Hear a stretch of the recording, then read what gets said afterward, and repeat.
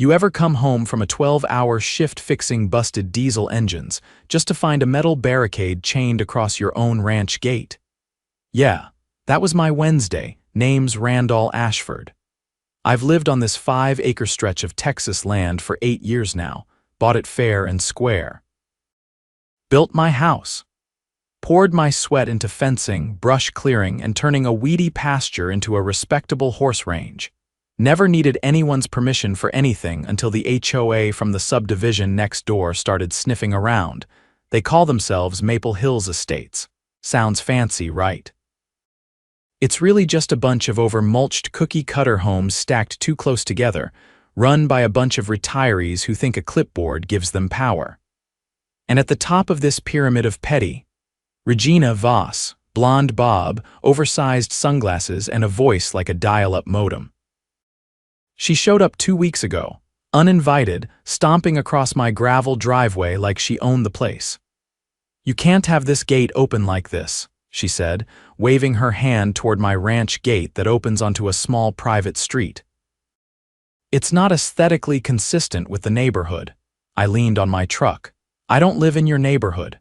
Regina gave me this tight, fake smile. "The HOA recently voted to extend our jurisdiction to the private road. It's now considered common access. And your gate, well, it's in violation. Now, here's the kicker, that little street. Technically, it's a private road owned by a now-defunct developer. It connects my ranch entrance to the main road, and I've been maintaining it myself for years, patching potholes, clearing snow." Regina must have figured since no one officially claimed it, she could grab it for the HOA. I told her to leave. She said she'd file a formal notice.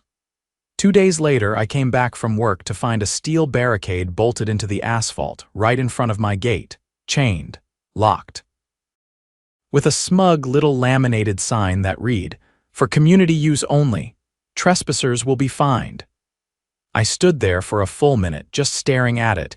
Then I called a buddy of mine who works in the county assessor's office. "Randall," he said after some keyboard tapping, "that road's not HOA property. It's still held in limbo by the original developers LLC, and guess what, they're delinquent on taxes. Can someone buy it?" he chuckled. "If they pay off the back taxes, absolutely." That night I wrote a check. $3,200. That's how much it cost to buy the entire road the HOA thought they owned. The next morning, I had a welding crew out there by 7 a.m. They cut the barricade clean off, hauled it into the back of my truck, and replaced it with a private road no HOA access property of R. Ashford sign. Regina showed up 10 minutes later screeching like a kettle. "You can't do this.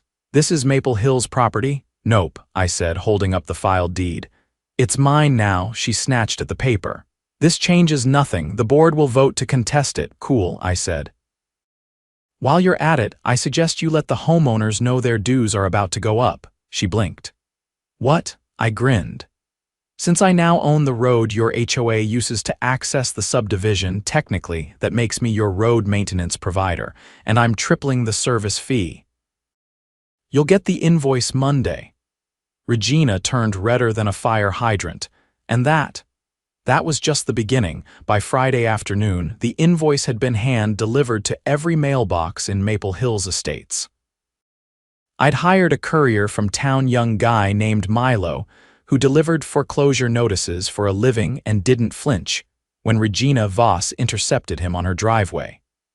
He simply handed her the sealed envelope and moved on to the next house.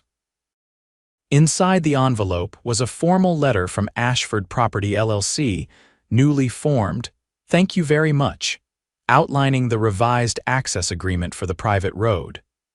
The new maintenance fee was set at $900 annually per household, effective immediately. Late penalties applied after 30 days. By Monday, I had received 38 emails, some polite, some not, from homeowners demanding clarification. That afternoon, a man in slacks and a golf shirt showed up at my gate. He introduced himself as Stuart Langley, the HOA's treasurer. "I think there's been a misunderstanding," he said, trying to maintain a neighborly tone. "You can't just charge us whatever you want. That's not how this works." I didn't invite him in, just leaned against the post and waited. "You're trying to extort us," he continued. "We'll get the county involved." "I already did," I said. "They transferred the deed. I own the road. And if your HOA didn't want to pay someone else's property taxes, maybe you should have checked who actually owned it before blocking my gate." He shifted his weight. "Our board will be discussing legal action. You're not going to get away with this." "Legal action's a great idea," I said, "because if we're going down that road, I've got questions about that barricade your board installed without a permit. I already pulled the code violations. There's no record of an easement request or construction approval. You altered a privately owned access road without consent. That's criminal mischief." Stewart blinked. That was a community safety measure." "Tell it to the sheriff," I said, and closed the gate. I didn't bluff. I'd already filed a report. Not with the local PD, they were a bit too cozy with Maple Hills Board, but with the county sheriff's office. A deputy named Grayson came out that same day, took photos of the damage left behind by the barricade mount, and confirmed the HOA had no jurisdiction there. "Looks like they drilled into someone else's property and obstructed access," he said, crouching by the bolt scars. "That's a chargeable offense." "Would be nice," I said, "but I'm guessing you're gonna need more than some holes in the road to make it stick." Grayson nodded. "Got any footage of them actually installing it?" I didn't. But I had an idea where to get it. That night, I paid a visit to the guy who lived at the end of the cul-de-sac, Tommy Hernandez, a retired lineman and the only Maple Hills resident I'd ever had a beer with. He didn't care much for the HOA, especially after they fined him for having a non-regulation mailbox. "I've had a trail cam pointed at that street since someone siphoned gas from my truck last fall," he said when I asked about it. "Caught a couple of raccoons and a teenager making out in a Corolla, but yeah, it should have seen them putting that thing in." He pulled the footage up on his tablet. Sure enough, there was Regina, flanked by 2 board members and a landscaping crew. They dragged in the barricade on a flatbed and spent the better part of an hour drilling and bolting it down. Regina even posed for a picture in front of it, arms crossed like she'd just conquered Normandy. I sent the files straight to Deputy Grayson. 2 days later, Regina was served. Unlawful obstruction of access, vandalism of private property, unauthorized construction without permit. It wasn't enough to put her in stripes, but it was enough for a court summons and a healthy fine. More importantly, it shredded the illusion that the HOA could act with impunity. But the real surprise came the next week. I was finishing up repairs on a stubborn transmission when a black SUV pulled into my drive. Out stepped a woman in a slate gray blazer, heels that didn't belong on gravel, and an expression that said she hadn't driven herself in years. "Mr. Ashford?" she asked. "Depends who's asking." "Aaron Dyer, Assistant District Attorney for the county. I'm following up on the charges filed against the Maple Hills HOA." I wiped my hands and offered her a chair on the porch. "We've received multiple complaints about that HOA over the past 2 years, she said, pulling a folder from her bag. "Selective enforcement, unauthorized fines, financial irregularities, but nothing substantial enough to press." "Until now," she nodded. "Your footage was the first hard evidence of coordinated illegal action. But what really caught our attention was the HOA's financial summary." I raised an eyebrow. "What about it?" The treasurer submitted it as part of their defense package. "It outlines regular expenditures for services that don't exist. Monthly payments to a landscaping company that dissolved in 2021. Pest control invoices from a company that no longer operates in this state. Thousands in consulting fees to an entity registered under a board member's nephew." I let out a low whistle. "That's embezzlement." "It's certainly suspicious," she said. "We're opening a formal investigation." I didn't say it out loud, but I was already imagining the next HOA meeting Regina trying to explain to a room full of angry homeowners why the county wanted their books. The only thing better than watching Regina get served was watching her squirm. That weekend, I hosted a barbecue, not for revenge, Not really. I just figured it was time the neighborhood got to know the guy who owned their street. I sent handwritten invitations to every house in Maple Hills and told them to bring their own chairs. To my surprise, over half showed up. Tommy brought brisket. A woman named Marissa brought deviled eggs. Even Stuart Langley came, his tie ditched in favor of a baseball cap and a sheepish look. I didn't know about half the things the board was doing, he admitted over a plate of ribs. I thought it was just petty politics. But money laundering, that's something else. They'll try to blame each other, I said, but the paper trail's clear. What happens now? I didn't answer right away. Behind us, kids were tossing beanbags in the yard. Someone had brought a cooler of lemonade. For the first time since this mess started, the place didn't feel like a battlefield. I think your HOA's about to collapse, I said, and that might not be such a bad thing. Stuart nodded. Honestly. I hope you're right. By the end of the night, I'd collected over 24 signatures from residents asking for a special election to dissolve the current board. Not reform, not revise, dissolve. Turns out, all it takes to turn a neighborhood against a tyrant is a paper trail, a road deed, and a pulled pork sandwich, and I still had cards left to play. The following Tuesday, I got a call from Deputy Grayson. His voice was clipped, more formal than before. Randall, you got a minute? I need you to come down to the sheriff's office. We've got something you need to see. I asked if it was about the charges against Regina and the board. He didn't answer directly, just told me to bring any documentation I still had from the road purchase and the HOA's response to it. When I arrived, Grayson was waiting in the hallway outside the conference room. He nodded toward the open door. Inside sat Aaron Dyer, the assistant DA, along with a tall man in a charcoal suit I hadn't met before. He introduced himself as Special Agent Marcus Leary from the state's Financial Crimes Unit. Mr. Ashford, Leary said, flipping open a manila folder. Your purchase of the road led us to uncover a broader pattern of activity inside the Maple Hills HOA. This is no longer just a zoning dispute. He laid out a series of documents and photos across the table. Turns out, the barricade incident wasn't the first time Regina Voss and her board had crossed the legal line. Over the past 4 years, they'd orchestrated a scheme using the HOA's renovation fund to funnel money into shell contracts, bogus companies registered under relatives, and fake service providers. Each of those entities had been siphoning dues into personal bank accounts scattered across 3 states. Aaron Dyer leaned forward. This goes beyond your neighborhood. The same names show up in filings for 2 other HOAs about 50 miles from here. Same pattern. Inflated invoices, non-existent services, and no oversight. Grayson added, the barricade gave us probable cause to dig into their books. But what we found, that opened the floodgates. Agent Leary slid a photo across the table. It showed a warehouse outside Amarillo, bare walls, empty shelves, and a Maple Hills maintenance truck parked out front.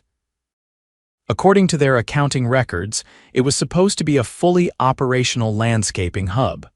Over $170,000 in equipment was purchased for that location, Leary said. Not even a shovel inside. I stared at the image, then back at the room. So what do you need from me? Leary tapped the folder. Your purchase of the road disrupted their cash flow. The increased fees forced them to move money faster than they were used to. That's when they got sloppy. We need you to testify that you were threatened with fines and obstruction when you challenged their authority, and that your acquisition of the road exposed their misuse of common funds. I nodded slowly. You'll get my full statement. Dyer gave me a look. Not pity, not concern. More like respect. We expect arrests within the week, she said. I left the sheriff's office with a strange feeling in my chest, not quite satisfaction, not quite relief, more like gravity. I hadn't just rattled a few power-hungry neighbors. I'd poked a hole in something bigger. And now it was unraveling fast. By Thursday, Regina's face was plastered on the local news. She'd been arrested at her house just before dawn. Alongside her, 3 board members were also taken into custody, 2 men and a woman, all charged with fraud, conspiracy, and misuse of community funds. The footage showed them being led out in handcuffs, faces hidden behind jackets and folders. The HOA's office, a glorified shed behind the community pool, was taped off by investigators. Neighbors stood outside in robes and coffee cups, watching as stacks of evidence boxes were wheeled out. Regina's mugshot hit the internet within the hour. I didn't share it. I didn't gloat. But I did forward the news article to every resident in Maple Hills who had signed that petition at my barbecue. The next day, I got a call from Stuart Langley. "Randall," he said, voice lower than usual, "we've scheduled an emergency town vote, Saturday afternoon. Our bylaws allow for dissolution of the board if 2/3 of homeowners agree. We're already past that threshold." "Good," I said. "You should have had control of your neighborhood a long time ago." He paused, then added, "Some of us are thinking about forming a new committee, but only to manage the basics. Maintenance, security, stuff we actually need. No fines, no roadblocks, no power trips, just neighbors helping neighbors." I didn't say anything at first, just let the idea settle.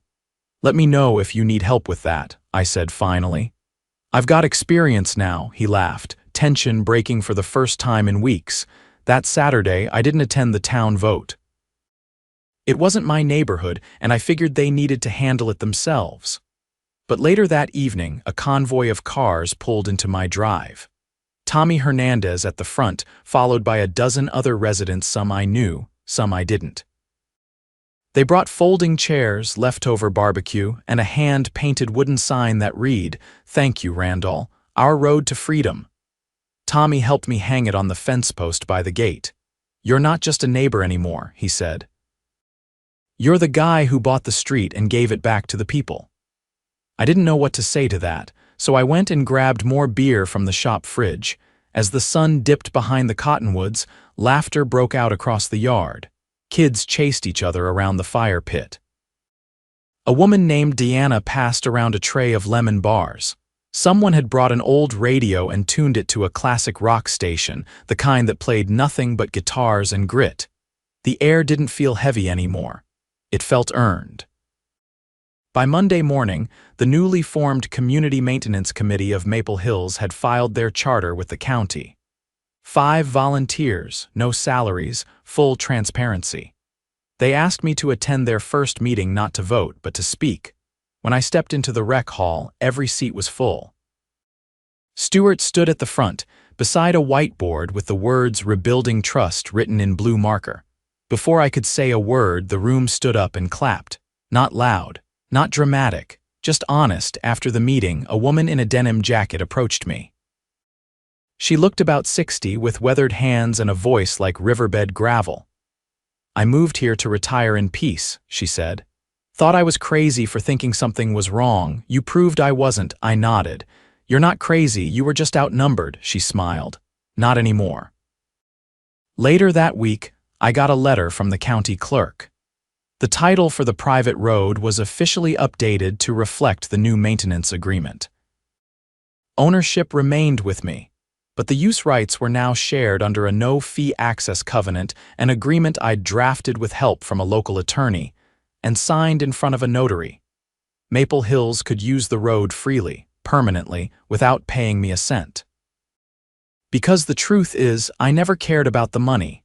I cared about being bullied on my own land. I cared about people like Tommy getting fined over mailbox paint. I cared about a community being strangled by people who were supposed to serve it, so I gave the road back, not because they earned it. Because they finally stood up and took it. The weeks that followed brought a strange kind of quiet. Not the uneasy silence that comes before a storm, but the kind that settles in after one has passed, when the wind dies down and you realize the fence is still standing. Maple Hills was no longer run from a clipboard. The new committee operated off a folding table in the community rec hall, and their first act had been to open the books for public review. No one had ever seen a full accounting before. Now it was pinned to a corkboard next to the lost and found bin. I didn't attend their meetings regularly, but I'd stop by when they asked for input, especially when it came to road maintenance. After all, I still owned the road. Parking enforcement, snow removal, even mailbox placement, all of it had to be restructured. It was tedious, but it was honest work. And unlike before, nobody was trying to win a power struggle. They were just trying to live without drama. Then, out of nowhere, something happened that threw the entire neighborhood back into the fire.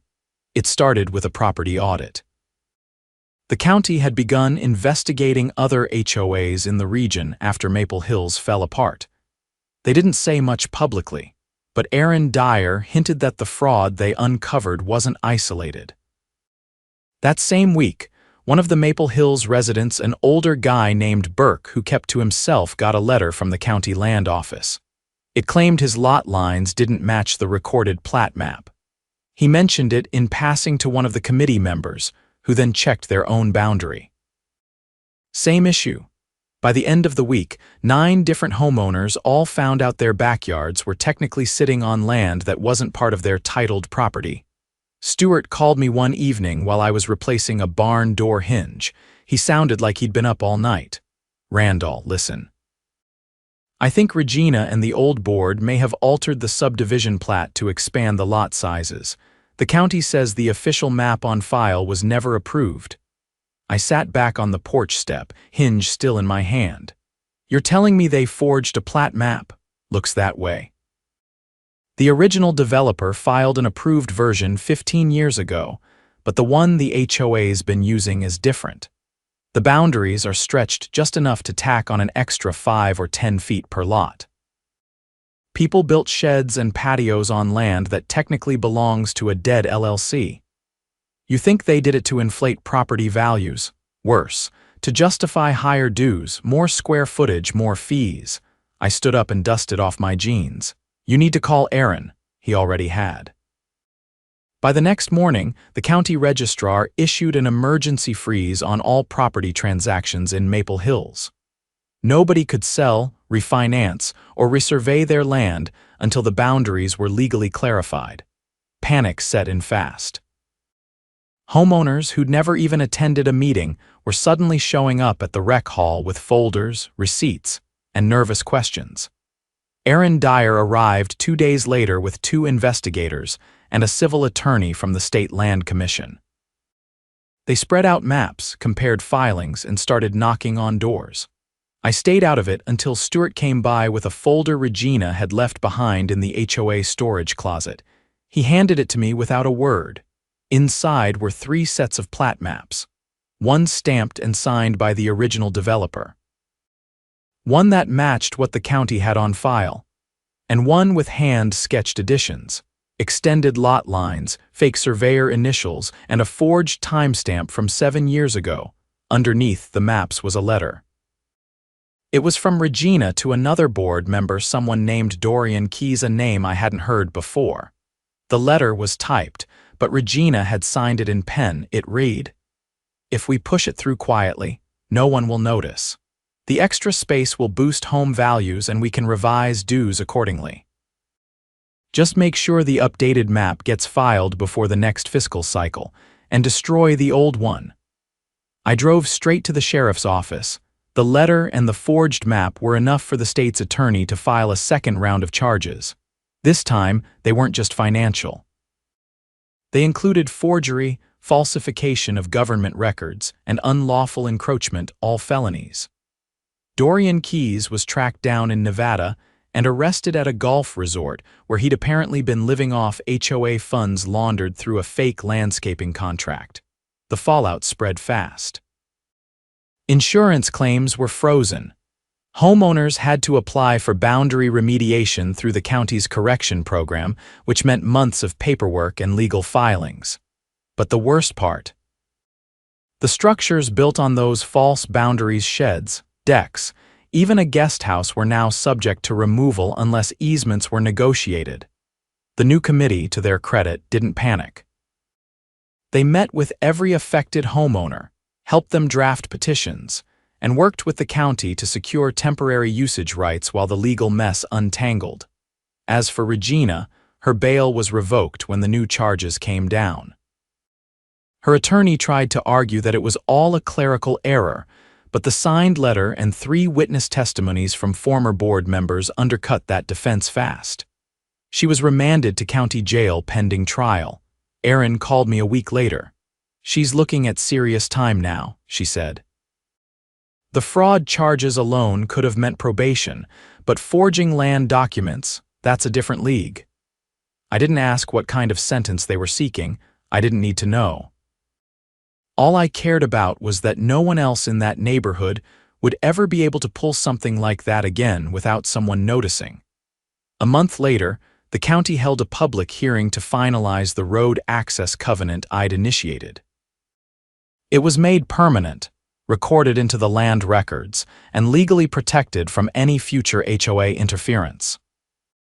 I sat in the back corner of the room, arms folded, listening as homeowner after homeowner stood up to thank the board for their transparency and apologize for not paying closer attention before. When it was over, Erin found me outside, leaning against the tailgate of my truck. "You know," she said, "when you bought that road, I doubt you knew you were kicking over an anthill full of felonies." I glanced toward the courthouse, where a county clerk was still stamping copies of the final order.